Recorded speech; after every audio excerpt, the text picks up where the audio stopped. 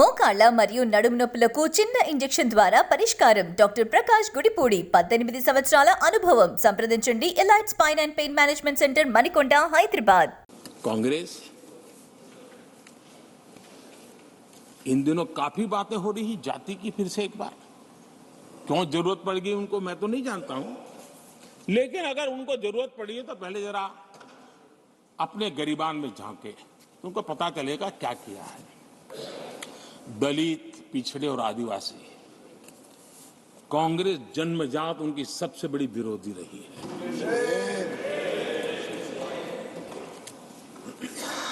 और मैं तो कभी कभी सोचता हूं अगर बाबा साहब न होते ना तो शायद कि एससी एसटी को आरक्षण मिलता कि नहीं मिलता, ये भी मेरे मन में सवाल उठता है। आदरणीय सभापति जी, और मैं ये कह रहा हूं, इसके पीछे मेरे पास प्रमाण है। इनकी सोच आज से नहीं, उस समय से ऐसी है। मेरे पास प्रमाण, और मैं प्रमाण के सिवाय मैं यहां कहने के लिए नहीं आया।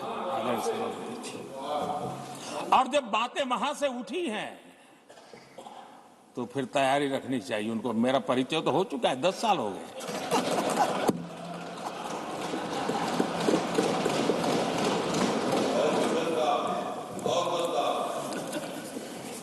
एक बार,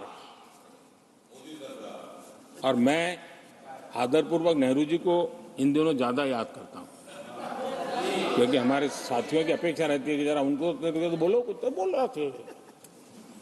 अब देखिए, एक बार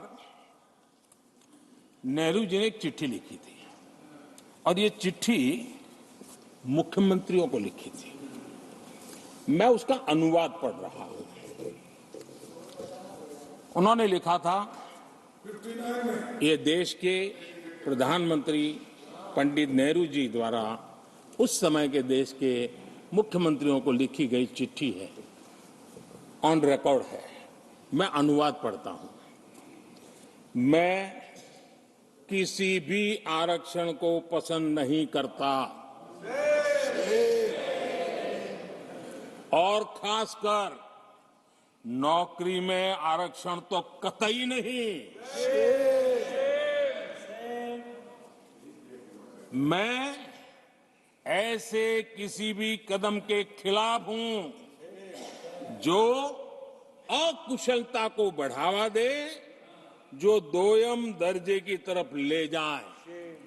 ये पंडित नेहरू ने मुख्यमंत्रियों को लिखी हुई चिट्ठी है,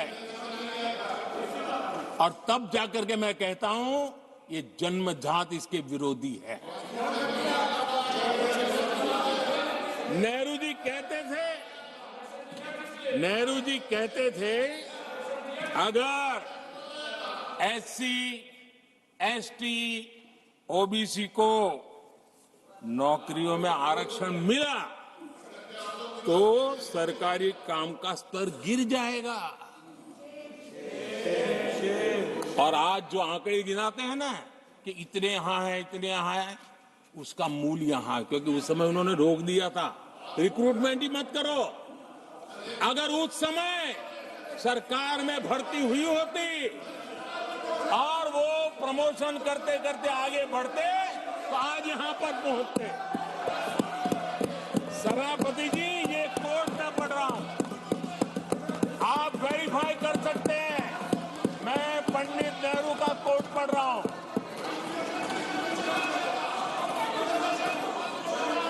प्लीज। और आदरणीय सभापति जी, leader of opposition was heard in rapt attention. Are you setting this example? Leader of opposition, आदरणीय सभापति जी, सिट डाउन, सिट डाउन। आप तो जानते हैं नेहरू जी ने जो कहा वो कांग्रेस के लिए हमेशा से पत्थर की लकीर होता है। नेहरू जी ने कहा मतलब पत्थर की लकीर उनके लिए। दिखावे के लिए आप कुछ भी कहें, लेकिन आपकी सोच ऐसे कई उदाहरणों से सिद्ध होती है। मैं अनगिनत उदाहरण रख सकता हूं, लेकिन मैं एक उदाहरण जरूर देना चाहता हूं और वह उदाहरण मैं जम्मू कश्मीर का देना चाहता हूं। कांग्रेस ने जम्मू कश्मीर के एससी, एसटी, ओबीसी को 7 दशकों तक उनके अधिकारों से वंचित रखा।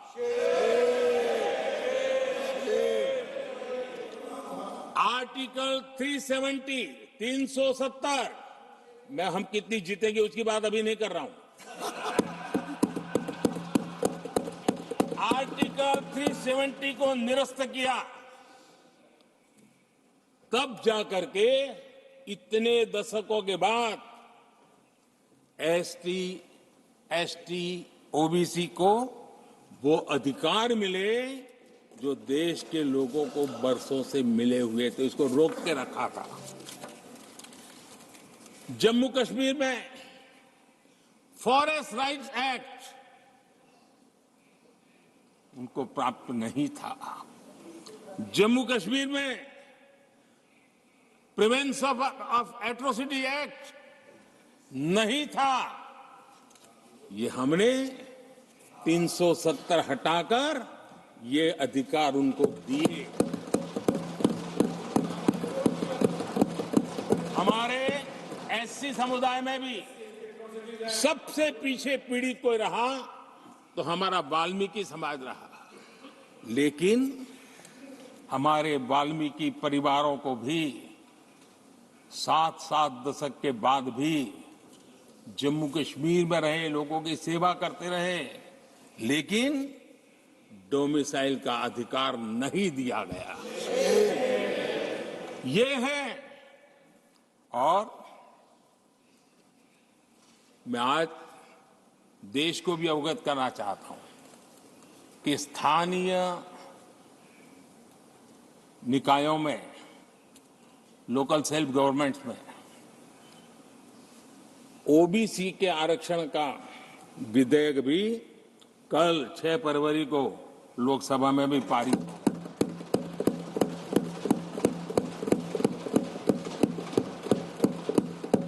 आदरणीय सभापति जी, एससी, एसटी, ओबीसी उनको बड़ी भागीदारी देने में कांग्रेस और साथियों को हमेशा परेशानी रही है। बाबा साहब की राजनीति को, बाबा साहब के विचारों को खत्म करने के लिए कोई कसर उन्होंने छोड़ी नहीं है। वक्तव्य अवेलेबल है, चुनाव में क्या क्या बोला गया वो भी अवेलेबल है। इनको भारत रत्न भी देने की तैयारी नहीं थी, वो भी भाजपा के समर्थन से और सरकार बनी, तब बाबा साहब को भारत रत्न।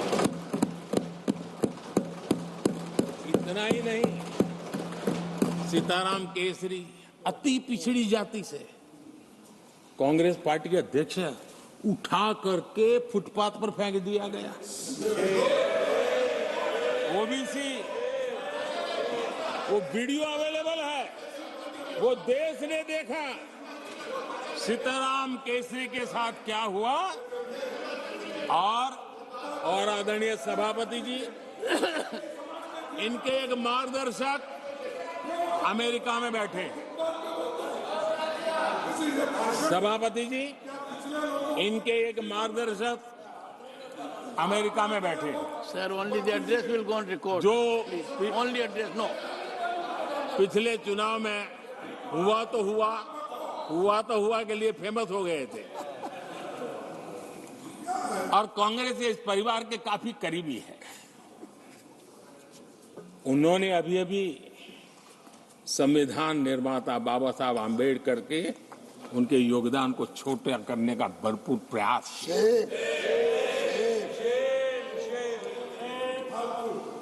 आदरणीय सभापति जी, देश में पहली बार एनडीए ने एक आदिवासी बेटी को राष्ट्रपति बनाने के लिए प्रस्ताव उनको उम्मीदवार बनाया। आपका हमसे वैचारिक विरोध हो वो एक बात है। अगर हमसे वैचारिक विरोध होता, आपने सामने कैंडिडेट खड़ा किया होता, मैं समझ सकता था, लेकिन वैचारिक विरोध नहीं था। क्यों? क्योंकि हमारे यहां से गया हुआ व्यक्ति आपने उम्मीदवार बनाया, इसलिए वैचारिक विरोध नहीं था। आपका विरोध एक आदिवासी बेटी के लिए था, और इसलिए आपने, और ये जब सांगमा जी चुनाव लड़ रहे, वो भी एक आदिवासी दौर दी, उनके साथ भी यही किया गया था।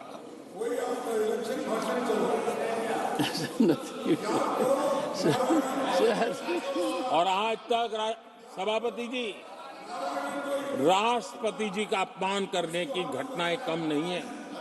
पहली बार इस देश में हुआ है। उनके जिम्मेवार लोगों के मुंह से ऐसी ऐसी बातें निकली है, शर्म से माथा झुक जाए। राष्ट्रपति के लिए ऐसी भाषा बोली गई है, मन में जो कसक पड़ी है ना, वो कहीं न कहीं इस प्रकार से निकलते रहती है।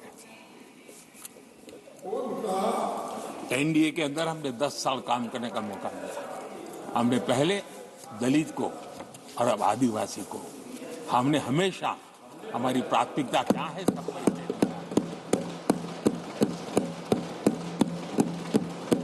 आदरणीय सभापति